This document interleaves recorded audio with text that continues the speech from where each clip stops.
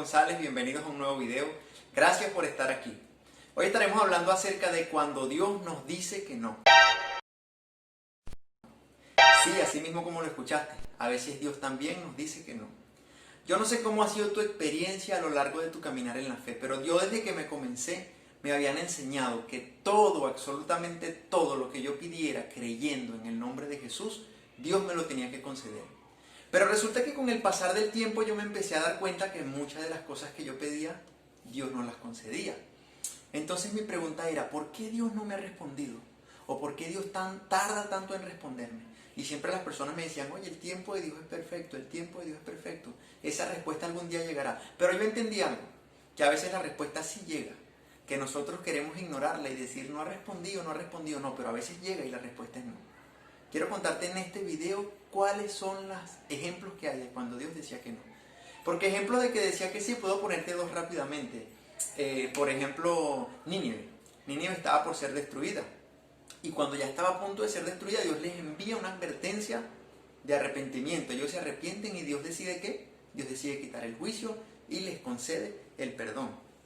Otro ejemplo que podamos poner acerca de cuando Dios le dijo que sí a una persona o a una ciudad fue el ejemplo de cuando Esther.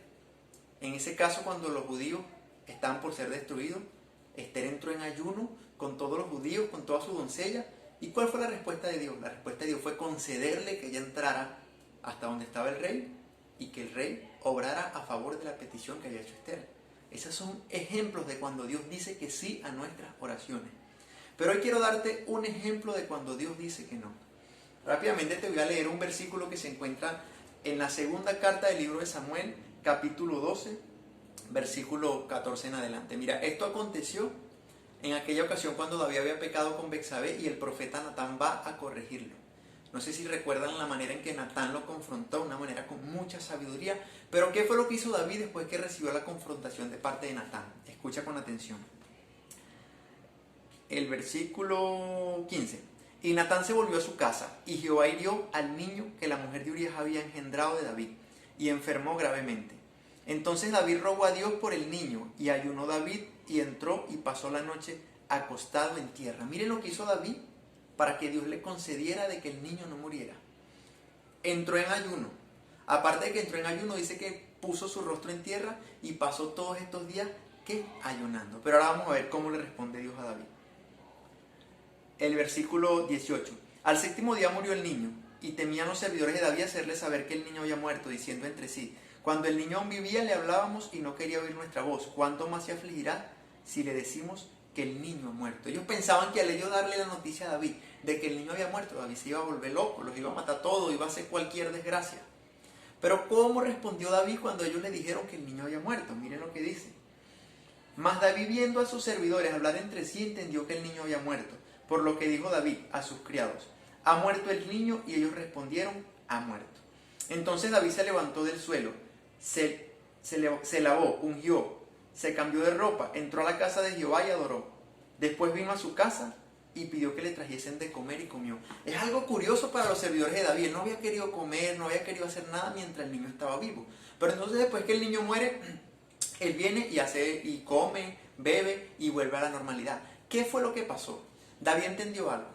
Él había ayunado para que Dios le concediera una petición. Dios no se la concedió, pero sin embargo Dios seguía siendo Dios. ¿Qué hizo él inmediatamente después de esto?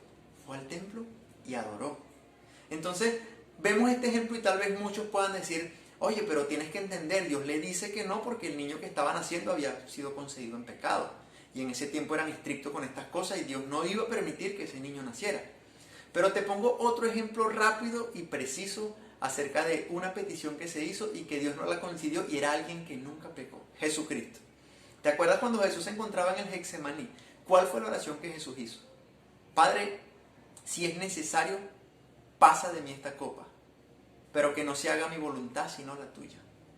Jesús estaba pidiendo en una palabra, en un lenguaje más criollo, Padre, si es necesario que yo lo pase, vamos a darle. Pero si tú puedes, yo te pido que me libres de esta situación. Pero como Dios entendía que el propósito era que Jesús llegara hasta el Gólgota, muriera y resucitara para darnos vidas a nosotros, Jesús permitió que esto pasara. ¿Pero qué le dijo Dios a Jesús en esa ocasión?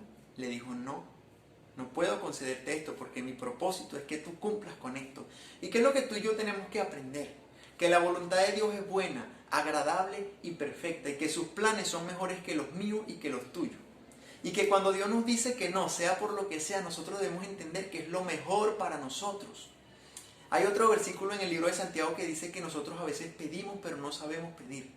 Porque pedimos es para gastar en nuestros deleites, para nuestros propios bienes, y esa es otra razón por la que no recibimos nada de parte de Dios. Pero ¿qué debemos entender? ¿Qué es lo que debemos hacer nosotros? Poner nuestra petición y esperar respuesta de parte de Dios, pero entender que Dios muchas veces nos dice que no. Porque ¿qué pasará si Dios fuese como un padre que le concede todo lo que el hijo pide? Imagínate por un momento que todo lo que tú y yo hayamos pedido, Dios lo haya conseguido. ¿Cómo sería el mundo? Este mundo sería un completo caos.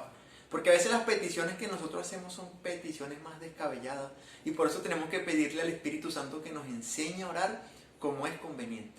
Pero imagínate un padre, voy a ponerte la analogía de un padre con un niño pequeño, que van caminando por una feria de las comidas. Entonces el niño pequeño le dice: papá, quiero una barquilla, y el papá va y le compra la barquilla. Pasan a la siguiente tienda: papá, quiero una pizza, y el papá va y le compra la pizza, porque es un padre que le da todo lo que pide. Y después siguen más adelante: papá, quiero torta, y le da la torta. Y después: papá, quiero churros, y le da los churros. ¿Y qué es lo que acontece? ¿Qué va a pasar con este niño? Como el papá le dio todo lo que él quiso, él lo que hizo fue comer, pero como él no entiende que todo lo que estaba entrando a su organismo le iba a causar algo, después más tarde, ¿qué? Se fue en vómito el niño, se enfermó, le pasaron cosas que no tenían que pasarle, pero como el padre fue imprudente comprándole todo, por eso el niño vivió las consecuencias. A veces tú y yo representamos a ese niño y Dios nos lleva de la mano. Pero a diferencia de que Dios nos da lo que Él sabe que nos conviene, cuando Él ve que pedimos algo que no es conveniente, Dios dice: no, esto te puede llevar por un barranco, esto te puede causar algo que yo no quiero que te cause, y por eso Dios nos dice no. ¿Cuál es mi enseñanza? ¿Cuál es lo que quiero decirte en este video? Que yo lo aprendí y quiero que tú también lo aprendas. A veces Dios dice que no. Hace poco estuve orando por la sanidad de una tía que estuvo muy enferma y Dios me dijo que no. Dios se la llevó. Pero ¿quién soy yo para altercar con Dios? Tengo que entender que la voluntad de Dios es buena, agradable y perfecta, al igual tú. Muchas veces vas a orar por un familiar, vas a orar por una sanidad y Dios no va a conceder esa petición. Pero no es porque Dios sea malo, es porque es el propósito de Dios glorificarse en medio de eso que estés pasando tú o tu familiar. Recuerda, la voluntad de Dios es buena, agradable y perfecta. Y tenemos que aprender a aceptar que cuando Él decide decir que no, es la mejor decisión. Dios te bendiga.